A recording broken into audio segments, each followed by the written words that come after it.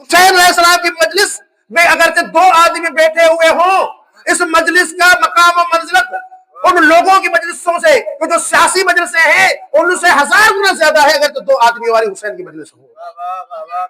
ایران کے مشہور عالم آیت اللہ کوثری ایک بہت مشہور بزرگ گزرے ہیں، ان کے بارے میں ملتا ہے کہ بڑی مجلسیں پڑھتے تھے، بہت مجلسیں پڑھتے تھے، کبھی اس شہر میں، کبھی اس شہر میں، کبھی تہوار میں تو کبھی تہران میں تو کبھی اہواز میں، کبھی قم میں تو کبھی مشہد میں، اتنے بڑے مشہور خطیب گزرے ہیں قم کے، ایران کے مشہور۔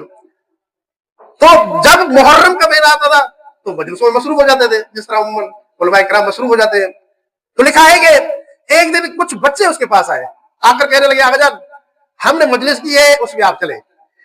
آقا نے کہا کہ وہ مجلس کیسی ہے؟ انہوں نے کہا کہ صرف ہم بچے شامل ہیں وہاں پہ، کوئی بڑا نہیں ہے۔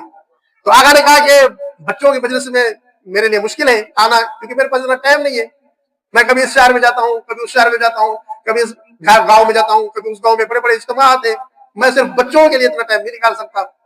لوگوں نے رونا شروع کر دیا، بچوں نے رونا شروع کر دیا۔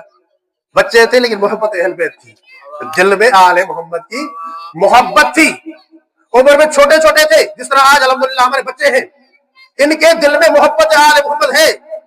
ہم جب ان کے قصیدے سنتے ہیں، جب ہم ان کے مرثیے سنتے ہیں، جب ہم ان کے نوحے سنتے ہیں تو ہمیں بہت خوشی ہوتی ہے، دل باغ باغ ہو جاتا ہے کہ اتنی عمر میں اتنی معرفت، یہ معرفت کہاں سے ملی ہے؟ اس مجلس سے، اس مجلس سے یہ معرفت ملی ہے۔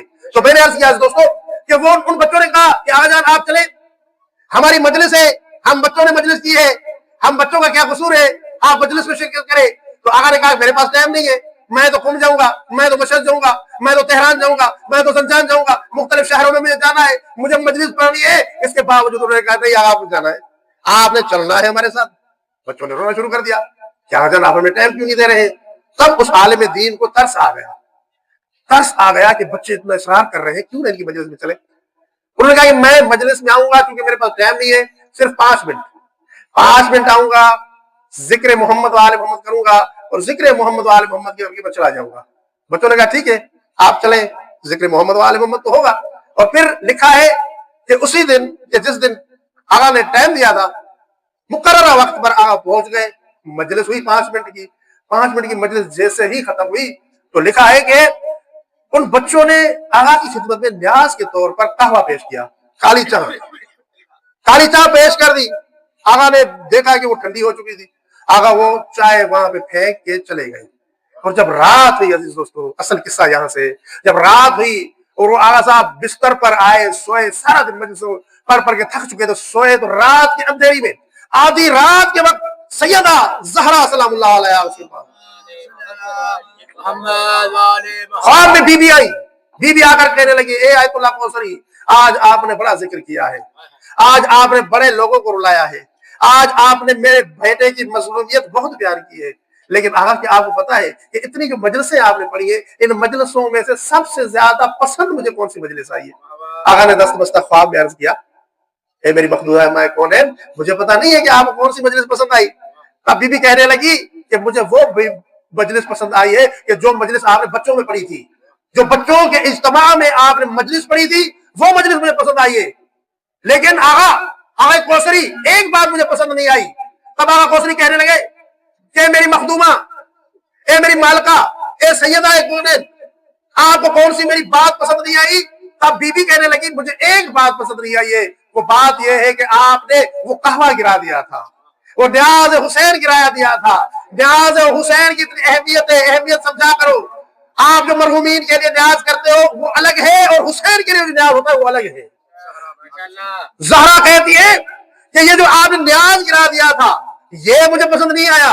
تب آقا نے کہا کہ مجھے معاف کر دے، اور پھر کہنے لگی بی بی کیا آپ کو پتا ہے آقا کوثری یہ نیاز کس نے پکائی تھی؟ تو آقا نے کہا کہ نہیں بی بی مجھے پتا نہیں ہے۔ تو سیدہ نے کہا کہ یہ نیاز میں نے خود اپنے ہاتھوں سے پکائی۔ اور پھر آقا بیدار ہو گئے، رونے لگے کہ مجھ سے کتنی بہت بڑی غلطی ہو گئی، خطا ہو گئی کہ سیدہ کے ہاتھ سے پکی ہوئی نیاز میں نے خود گرا دی، میں نے خود اپنے ہاتھوں سے گرا دی۔ تو اس میں جو نیاز بنتا ہے حسین کا، حسین کے نام پر جو نیاز بنتا ہے اس کی اہمیت ہے عزیز دوستوں، اسے سمجھا کرو۔ یہ بیماروں کے لیے اگر بیماروں کو کھلاؤ گے تو شفا بن جائے گی، یہ کھا کے شفا بن جائے گی مریضوں کو کھلاؤ گے، جس طرح سے کرب و بلا کی سرزمین ہے اسی طرح سے یہ نیاز ہے حسین ہے۔ حسین کے نیاز کو سمجھا کرو۔ بعض اوقات میں نے دیکھا ہے کہ بہت سے لوگ آتے آ کر کہتے آقا مجھے فلاں بیماری ہے میں چاول نہیں کھاتا. اور علامہ صاحب نے اس دن بہت اچھی روایت بیان کی تھی کہ سبزیوں میں سب سے پہلے جو ولایت علی کا اقرار کیا تھا وہ چاول تھا. آقا میں چاول نہیں کھاتا تو آقا میں چاول کھانا میرے لیے مضر ہے, نقصان دہ ہے, لیکن جب حسین کے نام سے منسوب ہو گیا تو مضر نہیں ہوگا, وہ شفا ہوگا. اگر آپ زیادہ نہیں کھاتے تو تھوڑا ضرور کھایا کریں, چکھ لیا کریں, ٹھیک ہے آپ کے لیے مضر ہوگا لیکن چکھ ضرور لیا کریں, اسے رد نہ کیا کریں. جہاز حسین جب آئیے تو اسے کھا لیا کریں, اسے استفادہ کیا کریں, وہ آپ کے لیے شفا بن جائے گی. تو عزیز دوستو یہ مولا حسین علیہ السلام کی مجلس, یہ مولا حسین کی مجلس ہے, کسی عام انسان کی مجلس نہیں ہے. اس حسین کی مجلس ہے کہ جو حسین بی بی فاطمہ الزہرا کے بیٹے ہیں. اس حسین کی مجلس ہے جو حسین سیدہ زینب عالیہ کے بھائی ہے. وہ اس حسین کی مجلس ہے جو حسن مجتبیٰ کے بھائی ہے. اس حسین کی مجلس ہے کہ جو مولا کائنات علی کے بیٹے ہیں. اس حسین کی مجلس ہے کہ جو رحمت للعالمین نبی کے نواسے ہیں.